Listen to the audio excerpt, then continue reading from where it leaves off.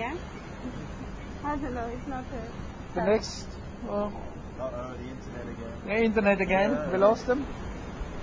No, we're still here, we enjoy sailing.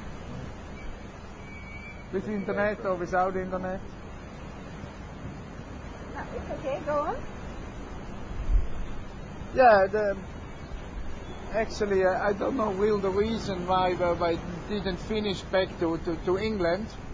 I think there's several reasons, there's no one big reason, so, but actually we go to Cape Town and the ship go further to the Met, where we do our sailing. We get passengers over there and sail around in the Met, and Randstad will hire the ship again, and we do trips from A to B, delivery trips where the people can enjoy our crew on board.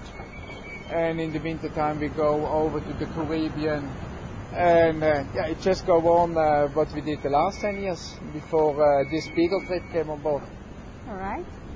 Okay, I see that somebody says that it's nice to see the ship as a metaphor of the Earth in the space. Yes. Yeah, somebody else cannot see the images. The images I cannot. Kan helaas geen beelden. Nee, 3 down.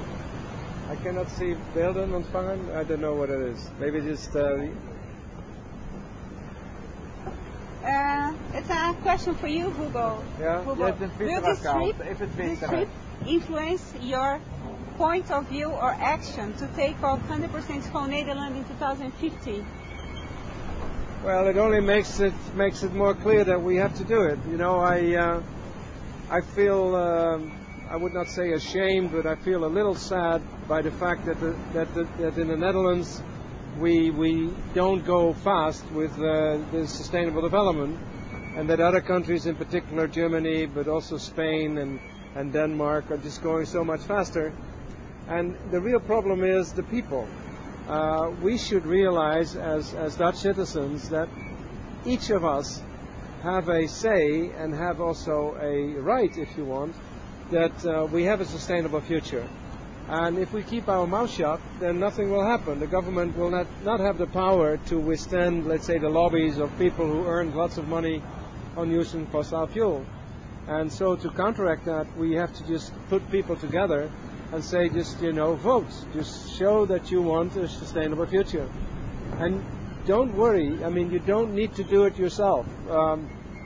There are enough young scientists, young engineers, young entrepreneurs, financiers, who just take care of it. You just only have to say, I want it, and that's enough. And please, for many Dutch people, go ahead and do so.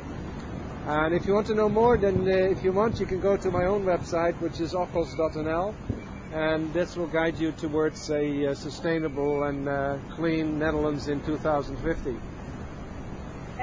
Captain Beagle is asking again about the kites. Is Captain Andy thinking of replacing sails for kites? You said no, not for sailboats, but maybe for merchant boats. You said? Yeah, I think not of this type, because it is a real traditional ship. It is rebuilding from a clip we had in the last century. So it's not a replica, but from different type of ships. So. And actually that was the fastest ships they built in that time. After that came the steamship and the sail ships, they're gone.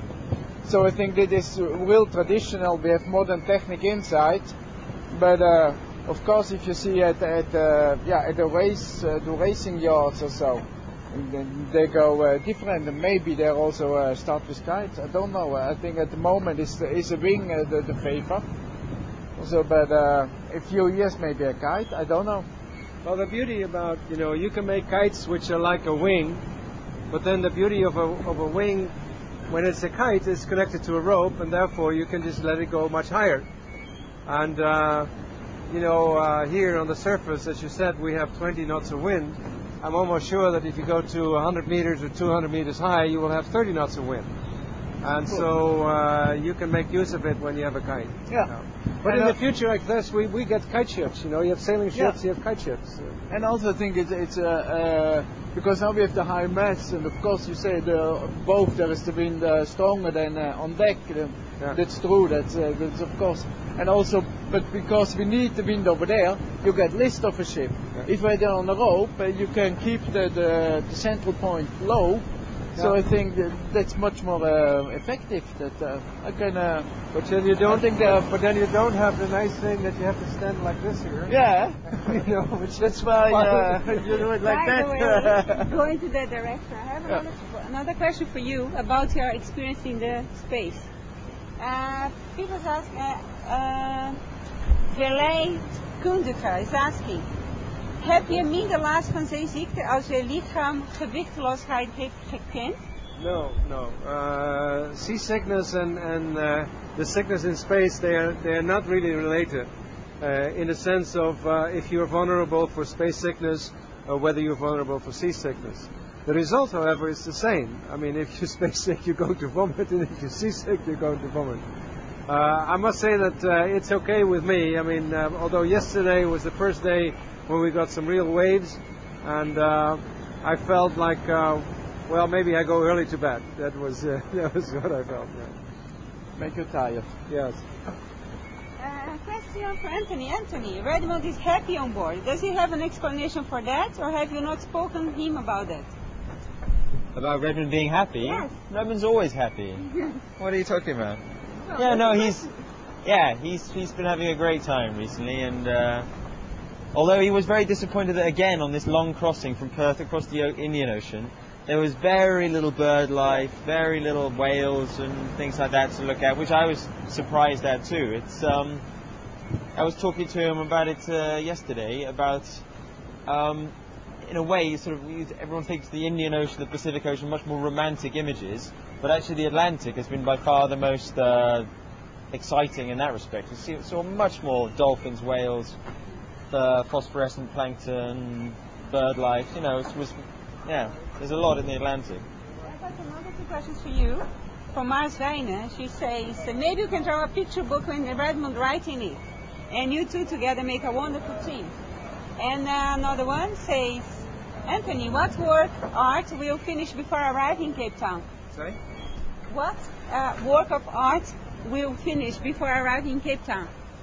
Well, actually, the thing that I'm working on at the moment is slightly different. I've written and I'm directing a little short movie. Movie? Yes.